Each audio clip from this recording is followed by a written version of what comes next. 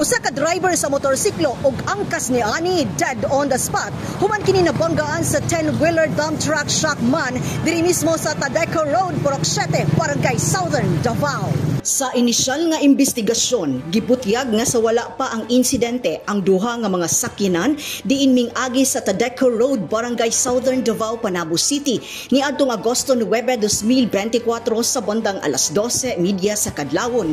Padulong kini sa Santo Tomas, Davao del Norte. Overtake ang maong motorsiklo ug wala siya kabantay nga pagsulod niya sa inner lane, no, daot ang dalan, so nisarasay ang maong motor, wala na siya ka-control sa iyang pagmaneho, ang motor nisarasay padulong sa tubangan sa maong truck.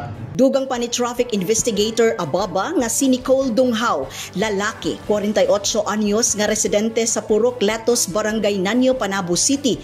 Base sa pagsusi sa panghitabo nga si Dunghaw ang angkas sa maong motor nga napasok sa atubangang bahin sa 10-wheeler, hinungdan nga nakabsan kini sa iyang kinabuhi. Apil na ang iyang kauban nga maoy nagmaneho sa motor nga si Johnny Sadot, 32 anyos, usa ka dayo nga gikan sa Sarangani Province. Emosyonal nga gisaysay si ginikana ni Dunghaw ang panghitabo sa ilang panimalay bago kini na disgrasya. Nicole, bisa patay na ka, kit manuntang dawaton, pero dili man dyan mambalibaran. Pagbuot naman yun na sa ginuugod kay wala man tamaguna-una dyan nga mamatay kay mayroon man guna siya sa pagikan diri sa mua.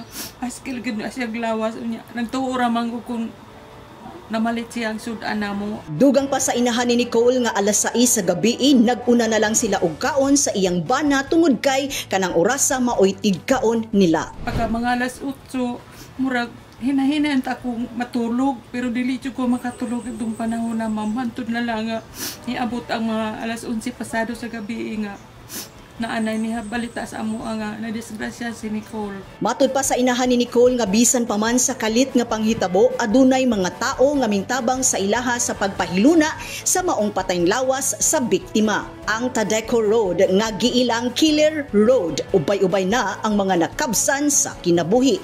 Kabahin ni ani, adunay mensahe si traffic investigator Ababa. Anytime ang disgrasya wala taduan nga dili na to mahibalan, reporta mo gamit, mo drive sa ato ang mga motor, be sure nga i-kondisyon na to itong una, i-check na to ang ato ang mga motor, kung ikayan, no, hindi labi na, ganing mga nag-drive ta nga nakainom. Dili lang kay sa ginaminsyon na to nga sa talikurod lang na posible may tabo, kundi sa tanang parte sa Ibu Panabo, ubay-ubay na sad mi nga respondihan nga bangga, no. Mawala na akong hangyo sa tanan nga mabilang tayo sa kanunay. Kauban sa kamera si Louie Panagsagan, kini si Dali Amag nga gikan sa City Information Office Broadcast Services alang sa Frontline News Panabo. Importante, informed,